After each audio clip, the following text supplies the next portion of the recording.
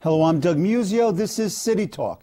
In 1993, the Campaign for Fiscal Equity filed a lawsuit alleging that the state's method of allocating money to the New York City public schools was unconstitutional. The city, it was found, was shortchanged by billions of dollars. In March 2006, after several appeals, a state appellate court directed the state legislature to provide New York City public schools between $4.7 and $5.6 billion in additional annual operating aid and $9.2 billion in construction aid. Show us the money.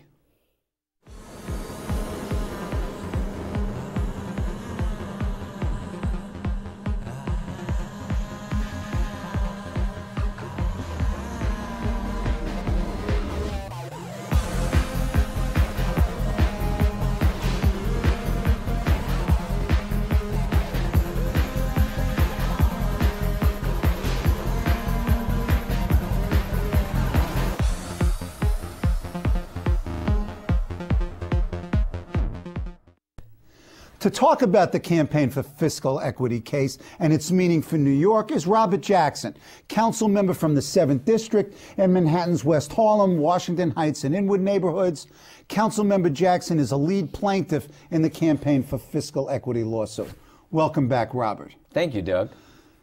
Where are we today with this fiscal equity case? The appellate court decision was somewhat of a surprise since they had denied your pleas in the past. Why the change of their minds, and what's going on? Where are we today? Well, we are halfway there. In fact, I've communicated that when you have been starving for decades, and that's the 1.1 million school children of New York City, a half a loaf of bread when you're starving, you say, give it to me, and you eat that half a loaf of bread, and then you're ready for more. And basically, we've gotten half a loaf of bread from the appellate division decision in March of 2006. Describe the half a loaf and then describe the full loaf. Well, I've sort of laid out the full loaf. Describe what was actually decided in this March 23rd decision. The appellate division is the court that hears appeals from the Supreme Court, which is the lower court. So there's 3 levels of the judicial system. There's the Supreme Court, which is the lower court. There's the appellate division, and then there's the highest court in the state of New York, the Court of Appeals. Well, the appellate division ruled on a court order from Justice Leland DeGrasse. Right. And Justice Leland DeGrasse basically said $5.63 billion in operating money over 4 years, and then add that $5.63 billion every single year thereafter. Mm-hmm. And the judge also said $9.2 billion in capital money, for the total of $24 billion over the course of 5 years. Mm-hmm. Now, so the Governor Pataki appealed that case, and the appellate division ruled on March of 2006. No one, myself included, expected anything from the appellate division whatsoever, because this is the same court that ruled against us twice before in this same case, mm-hmm. over the course of the litigation over 13 years. And there was substantial agreement by the justices, even though there were dissents that the state owed the city money. I mean, Doug, it was such a shock to me to read on page 3 of that decision. It said, in coming up with a budget by April 1st, the governor and the state legislature must appropriate enough money to provide the children an adequate education. And then on page 25, it said, we're not urging them to do this. We are directing them to do it. I mean, that's powerful language when the court is directing the governor and the legislature to fund our children with an adequate education. And then when you flip the page, on top of page 26, it said that the only question in front of them is either $4.7 billion or $5.63 billion in operating money, or somewhere in between. And when people said, wait a minute, how did they come up with that figure? Because the $4.7 billion was the ZOB commissions, and that's the commission that was established by Governor Pataki of how much they said an adequate education would cost. CFE, the Campaign for Fiscal Equity, our group, came up with a $5.63 billion for New York City, but with the total figure for the entire state of New York, $8.5 billion. And so the ZOB Commission, I mean, the appellate division said, you know, 4.7 or 5.63 billion. But it also said in a decision, 9.2 billion in capital money, basically confirming the order by Justice Leland DeGrasse. So we were ecstatic, to say the least. But On April 1st, 2006, the state legislature and the governor did not provide you anywhere near $4.7 to $5.6 billion, a couple of $100 million.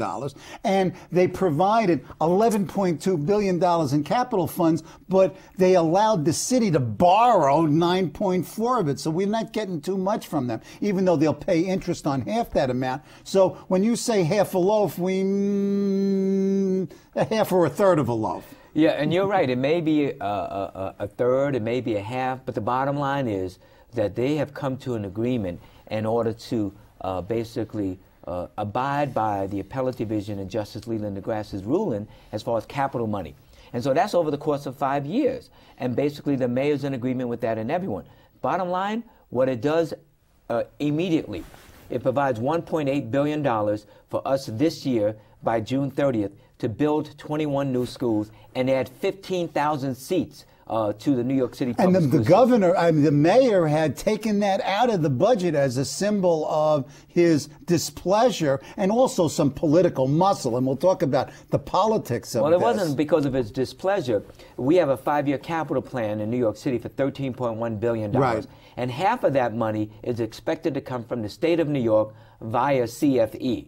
And so since it wasn't coming, we had to cut that $1.8 billion out. And now they've reached agreement, basically, the governor and the legislature, on the $11.2 billion in capital. That $1.8 billion is back in the budget. And so that 21 school construction in New York City is going apace then? Oh, yeah. Okay. We clearly expected to go on pace, and we clearly expect 15,000 seats within the next 6 months. What about the absence of operating money, though? Well, that's why I talked about a half a loaf of bread. Right, okay. Because when you look at what the order was, you know, they basically reached agreement, in theory, on the $11.2 or $9.2 billion in capital. Operating money, they said if you take a minimum of 4.7 and you divide that by 4, that's $1.2 billion every year over the next 4 years. The bottom line is only $1.1 billion was allocated for the entire state of New York, with New York City getting only $400 million, which is approximately 10% of what the minimum court order was supposed to be. So they're in substantial non-compliance. Now, what does the governor do? Does he appeal?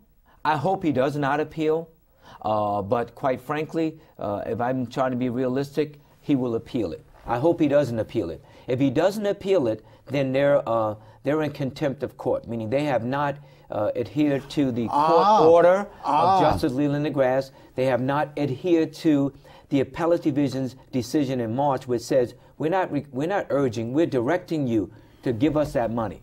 So you're telling me there's a contempt suit on the horizon? I'm telling you that regardless if the governor appeals it or not, we're back. CFE is back in court, and we're going in as strong as can be to say that we want that operating money and that the capital money, they've worked out a formula on that part. Wait a minute. So you go to court and attempt to hold the governor and the legislative leaders as well in contempt?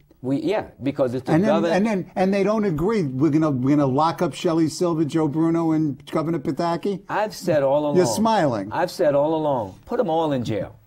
I think that if they get a taste of jail and they know that they cannot flaunt or disregard a court order, they are not above the law. No governor, no legislator or legislature is above the law. And when you have a court order, you abide by the order or you be held in contempt of court. Tough. You have to be tough. I understand you it. Must be and tough you expect this to be the reality here? Without a doubt. I don't expect the judges to lock them up in jail, but I do expect them to either hold them in contempt of the order and then to either fine them appropriately, and then if the governor and the legislature fail to, let's say, allocate the money based on a fine, if I was the judge, whatever every day's worth of CFE dollars, that's what is fined every single day. And let's assume if they fail to adhere to the fine schedule, then if I'm a judge, then you leave me no other choice but then to hold you in contempt and put you in jail. Okay. Ooh. Looking down the line, this could be rather interesting. But go ahead. But Doug, let's look at what's at stake here. You're talking about the future of millions of school children. You're talking about a adequate, which is not a great education, and the bare minimum education that's required by the New York State Constitution. an everyday loss, you can never regain a day loss in education. Right. You never can regain it. And so we're talking about hundreds of millions of youth that are being lost, that are adding to the prison industrial complex. Okay. Okay. We hear a lot about funding formulas, that, you know, it's the funding formula this and the funding formula that. Looking at this, they decide what the number is that they're going to go into the district and pick out whatever formula they want to fit the amount of money they're distributing. It's all political. It's a game. Totally. It's a game. Okay. And you know one thing? No one can dispute that. And let me tell you why.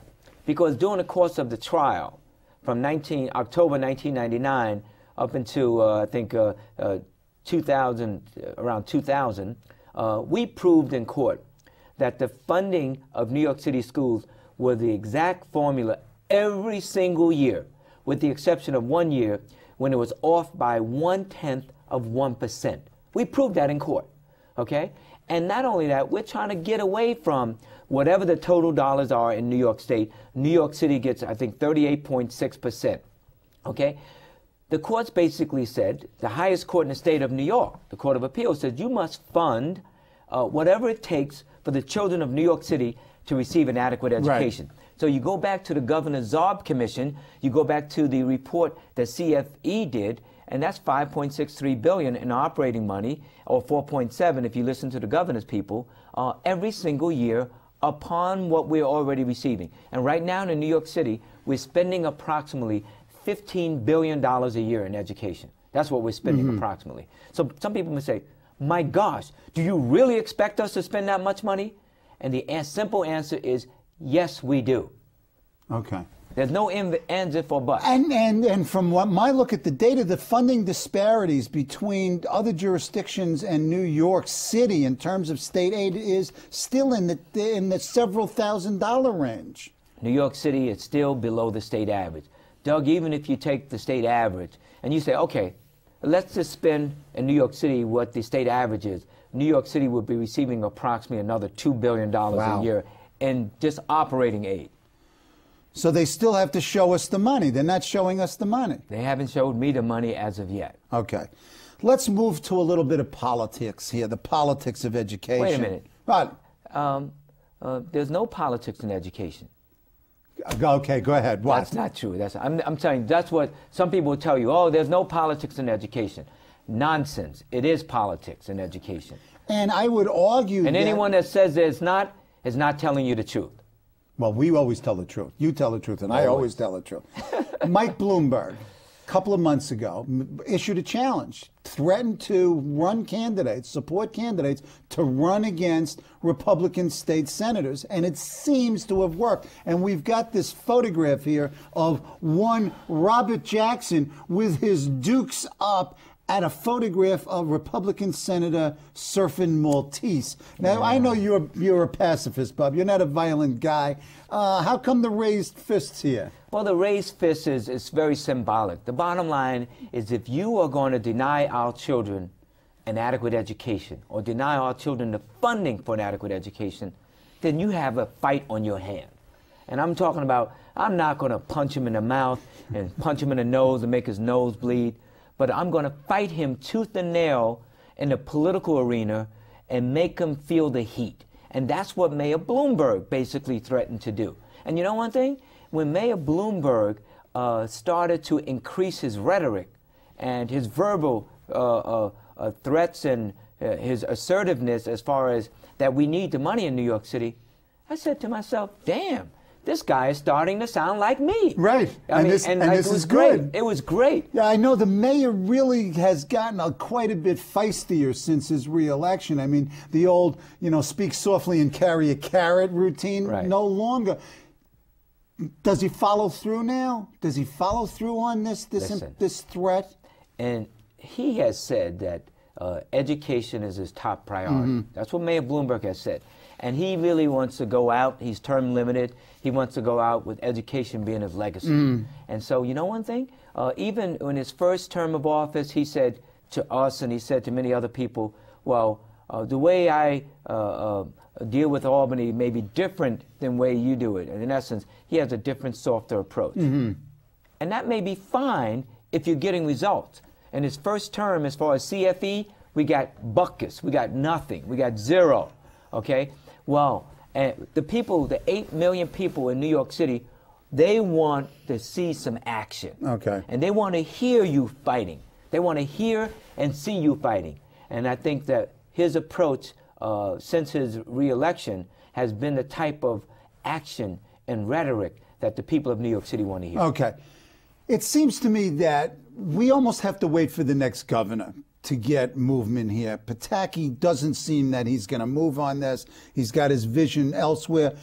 Is it really that we have to wait for January 1st until we get a new governor? And among those who are running for governor, and it's early in the campaign, they really haven't fully articulated their positions, do any of the candidates stand out either positively or negatively in this regard? Well, I sure hope we don't have to wait for a new governor. I try to be optimistic and look at the bright side of things. I am hoping that Governor Pataki says, you know, I've challenged CFE every single step of the way, and every single step of the way I've lost. The Court of Appeals ruled in our favor on June 26, 2003, said 14 months, governor and legislature, you must, you know, determine how much it costs and fund it for New York City. And they ignored it. Okay, at least it in didn't part. happen. Justice Leland DeGrasse appointed 3 referees. He came out with a court order, okay, $5.63 billion and $9.2 billion in capital, a court order. He appeals that to the appellate division. The appellate division rules against him. So if you go to the Court of Appeals, which rules against him in June of 2003, what do you realistically expect? We expect him to the court to rule against the governor. Right. So he says, enough, finito, it's over. So I give, you know, like when you're a young kid and you're wrestling, you know, you cry uncle, meaning that you give up. Right. So I hope the governor has cried uncle and he's given up appealing this to the last and final step.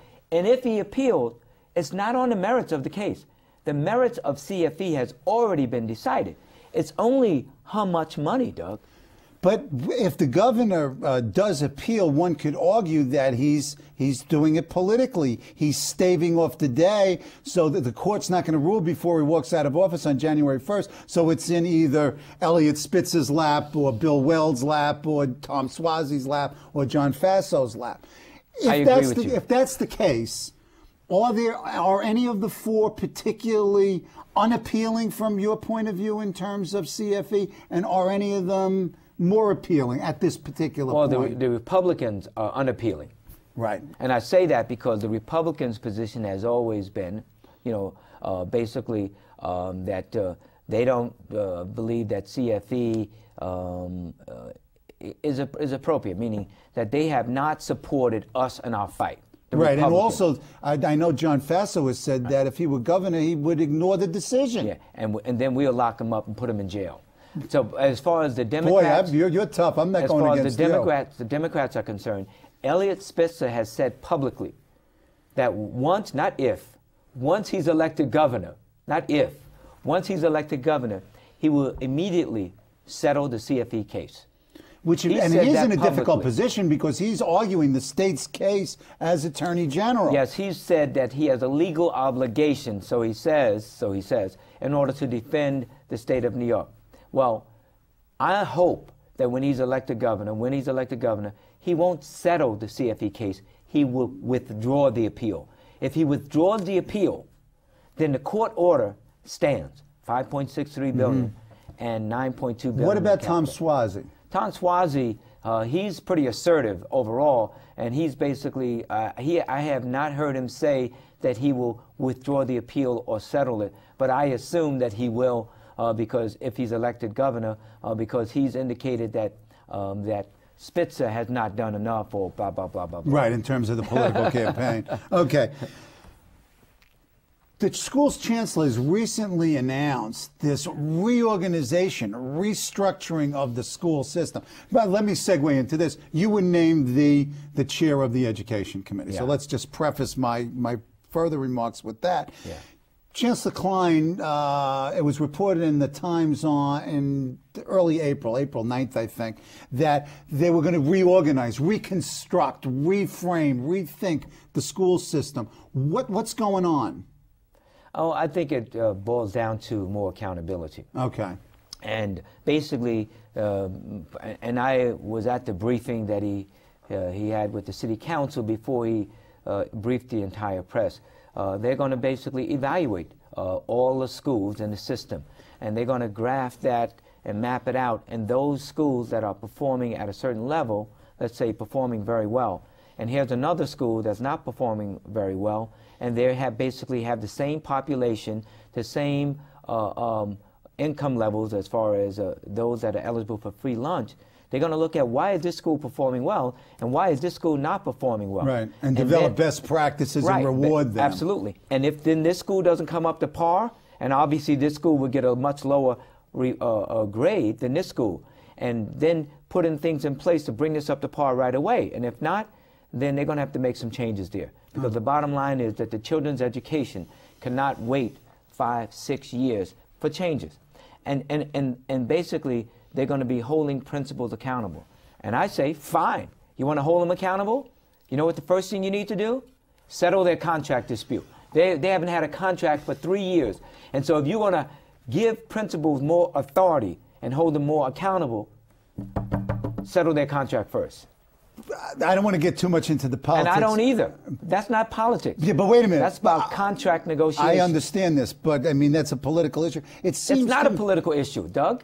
Well, okay, let me lay it out. It's not a political issue. The leadership of the CSA, I think, has been woefully inadequate in this situation. Okay. And that part of the issue is the politics of the union rather than the well-being of the principals or the students. Well, you know that CSA has already filed for impasse. They are the ones that filed for impasse. And you know, when you're in negotiations, and if you have 25 sessions, and they've had a lot of sessions, I don't know if it's 25, and then if you get nowhere, either one side or the other, you can continue to have session after session after session and get nowhere, or one side could file for impasse. Right. And CSA, the union that represents the principals, assistant principals, supervisors, and administrators, has filed for impasse. Now, so you're disagreeing with my contention that there's a failure on the part of the union leadership, at least in part, that's led to this. I really don't know whether it is or it isn't, but I do know that they haven't had a contract for 3 years, and that's negatively impacting. I agree. The workers. I agree. Okay, let's talk about you as education chair. What can we expect to come out of the committee? Do you have an agenda? Do you have ideas that you'd like to see implemented over the course of the next 4 years? Sure. I mean, since I've been elected the chair of the Education Committee, and that took place around on January 18th, the first thing that we were going to do is to work in conjunction with the mayor and everyone else. AQE, the Alliance for Quality Education, a statewide grassroots organization, CPAC, the Chancellor's Parent Advisory Council, were made up of all the parents, basically to focus on the CFE decision and getting the state legislature to fund CFE. So basically this, from January to now, that has been the primary focus of everyone. Because the negative impact, Doug, was going to be 15,000 seats were not going to be built, 21 schools, and other major capital projects like science labs, chemistry labs, auditoriums, electrical systems were not going to be repaired. And you know, in order for our students to graduate from high school, they must pass all the Regents exams, and the Regents exams and the Bio Regents and Chemistry Regents have a lab component. And majority of all of our schools, they don't have labs. So it means fundamental parts of the foundation that is needed for our children to graduate from high school. And what I'm hearing both in your conversation and the broader conversation with the council is this close working relationship between the council and its leadership, including committee chairs, and the administration. The Quinn leadership seems to be much more collaborative and cooperative with the mayor and the team, her team, you as part of it. Also, this collaborative. So this council operates different vis-a-vis the mayor with Chris as speaker than they did when Gifford was the speaker, or in fact when Peter Vallone was the speaker. I don't know from Peter's tenure, but I can tell you, before your time. Giff was our leader for 4 years. Now Chris is our leader, and they're different. If you look at them, they're different. She's a woman, he's a man. His name is Gifford, her name is Christine, And the bottom line is each one of them have their own leadership style, their own personality. I get along with both of them very well. And in fact, Christine Quinn has said from day one that she wants, if at all possible, a collaborative working relationship with everyone. Not only the mayor, with everyone. But with other council members as well. And that's the way I am also. Right. But the bottom line is that it takes two to be collaborative, to work together. And if one party doesn't, like you referred to the photo, if the state legislature and Maltese and them were working with us on CFE, I would not have to take this position. Okay. I'm not about fighting. Okay. I'm about working, I'm about, trying to reach a consensus as far as to move forward where everyone can live with the solution. Okay. And that's what Christine Quinn is about. One of the things I noticed, and this is a little, sidelight, is that the amount of committee assignments, the number of committee assignments that you have is astronomical. What is it, 8 committee assignments? How do you council members attempt to behave professionally given all that work? Well, I do have 8 committee assignments, and 8 committees is a huge responsibility, and especially when you look at the committees. Education in itself is a huge responsibility. Right. Education, we spend $15 billion plus $2 billion in debt. We spend approximately $17 billion a year for education, which is the largest factor of our city budget of $52 billion. There's 19 members on the committee. So I'm on chair education. I'm on 2 leadership committees, with finance and land use. Right. Because Columbia University is expanding in Manhattanville. That's in my district. Right. So I requested and was assigned the land use and also a subcommittee of land use, which is zoning, because that area has to be rezoned. And bottom line is, when you have to vote in zoning and land use, I want to be at the table in order to guide that vote. So you are a busy man. Just like with CFE, going back, Doug, around 92, when the city of New York said to us, CFE, you don't have to file a lawsuit on behalf of the children of New York City. We will file it. And we said to the city of New York, thank you, but no thank you. Because, 99% of the lawsuits overall are settled out of court. Right. And we said if it's settled out of court, we wanted to be at the table to settle CFE. Okay. But we're running out of time. Sure. In fact, we have run out of time. We've run out of time already? Yeah, but when you're having fun, it goes fast. By spring 2007, your biggest dream, what do you want a year from now? Oh, by spring 2007, we want total adherence to the court order on CFE. Okay, that's it. That's all the time you've got. That's it. That's it. Sir, my pleasure. Thanks, Doug.